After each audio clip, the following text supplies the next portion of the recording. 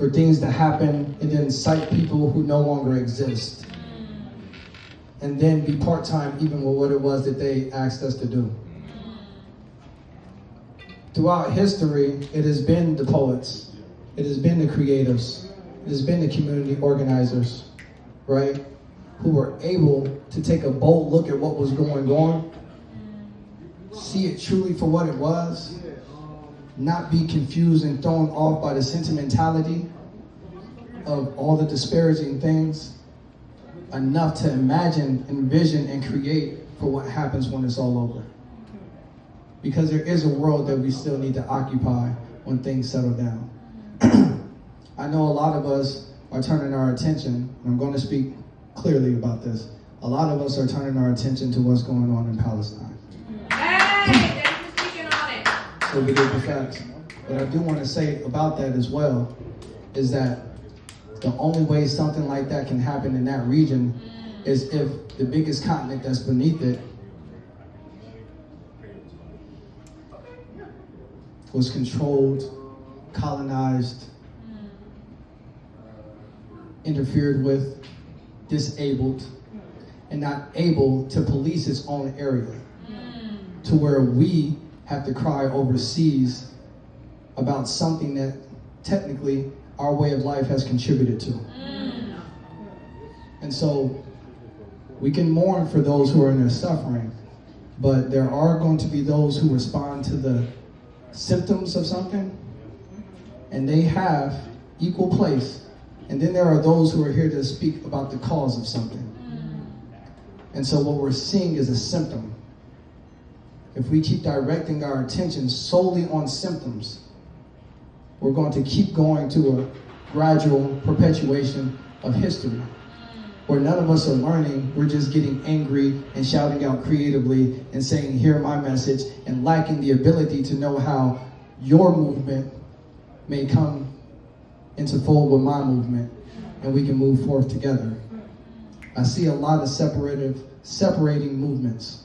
I see a lot of people struggling for resources and afraid to compromise certain things. And so what I want to let everybody know is I'm not out here to be friends with everybody. I love my friends. I love my support groups or whatnot. I'm not out here to be friendly. I'm out here to speak on things and create a new normal, so when people who I call prophets are coming out here, we are ready mentally, socially, spiritually, bodily, to give them what it is that they need in order for them to show us what it is that they heard, what it is that they found, what it is that they now understand, since they have been locked in a place and able to think and contemplate all these things as they're still going on.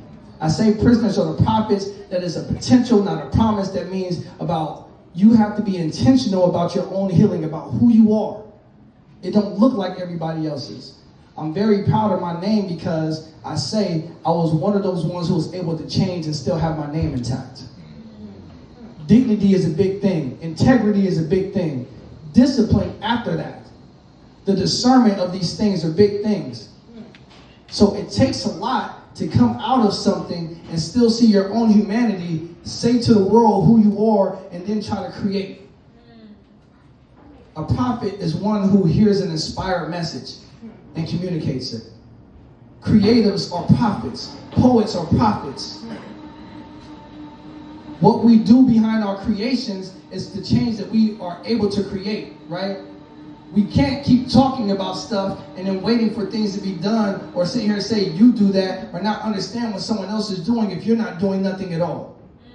And so there's been a lot of people who've been getting resources who aren't necessarily able to provide for their community because they don't look like the people who they're helping.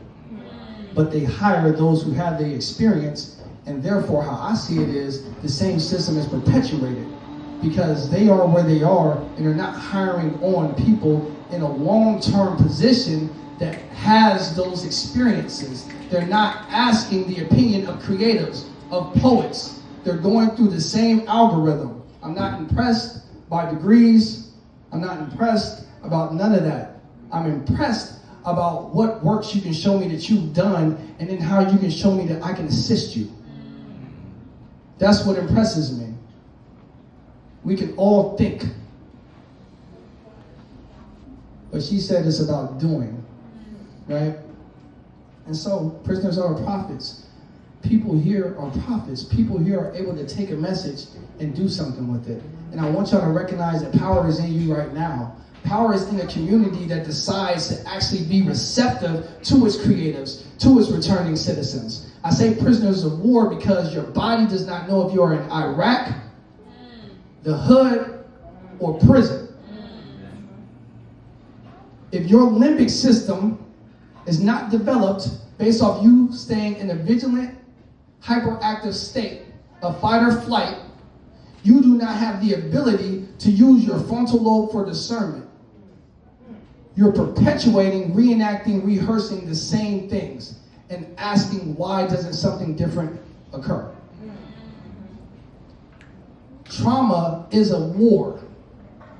To go someplace, not be given a real prescription, but only described how to come back and then contribute by putting your head down and just being like everybody else, that's not healing.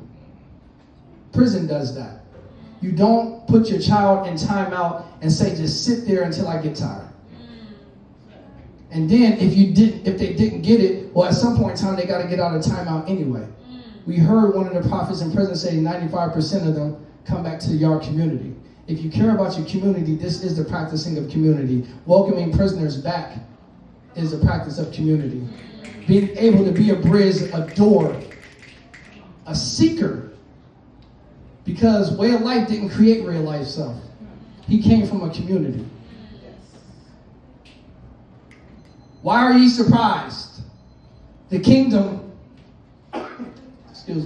the kingdom is here. The key is in recognition, vroom, vroom. You best recognize. Seek ye first the kingdom, because these works I do, you too can do. Yet there will be those who come that do greater works than I am. Fiery bush turned mirror. Woe to those who know not. Far be it to say, with the faith of a mustard seed, you will not only spread over holy cows,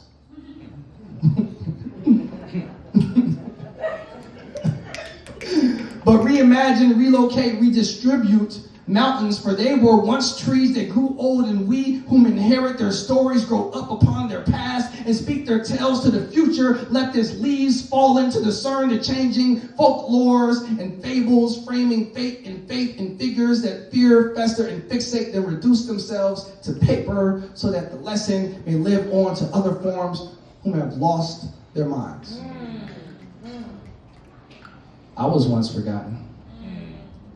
Then found myself hurdling as many obstacles as ankles bound by the nauticals of transatlantic currents.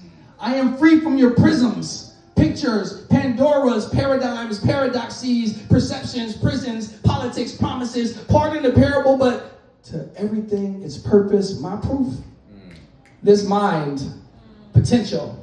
This body, land, my word, bond. I branch from newfound roots and speak the promised land. When I told you prisoners are the prophets, have you ever breathed 113,940,260 breaths in one location? I know myself. Have you ever gave sight to your blind homie with a hydrant full of mace in his eyes? I know myself. Have you ever turned calcium deposits into Kool-Aid, same color wine? I know myself. Have you ever healed your flesh from lesions caused by hard water you softened with understanding? I know myself. Have you ever grew a network of roots and forest of locks upon a once balding head just by listening to a voice within that said, don't cut it? I know myself. Have you ever flew out of body and visited the ancestors when you heard hungry wolves howling to drop, lift, turn, spread, squat, cough, and then return in a world unrecognizable by time it was all over with a message to tell? I know myself. Have you ever walked on water in flooded rooms that screamed, see me? I know myself.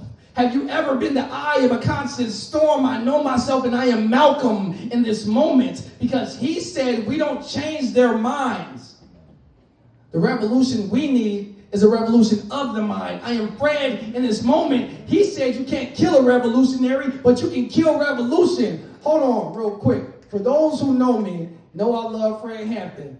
I need y'all to holler at me real quick when I say, I am A revolutionary. I am A revolutionary. I am. A revolutionary. You can kill a freedom speaker, but you can't kill freedom. You can kill a liberator, but you can't murder liberation. And you can kill a revolutionary, but you can't kill revolution. I am way of life in this moment, an offspring of Tupac, because I said if you kill the mind, you kill the revolution. Yet my mind don't die, it multiplies. And Pac said he don't gotta live to see it, but he knows he'll influence the minds that will spark a revolution. People thought I came to bring peace. Nah, I came inspired and soared to be exactly what is necessary for you to realize these works I do, you too can do.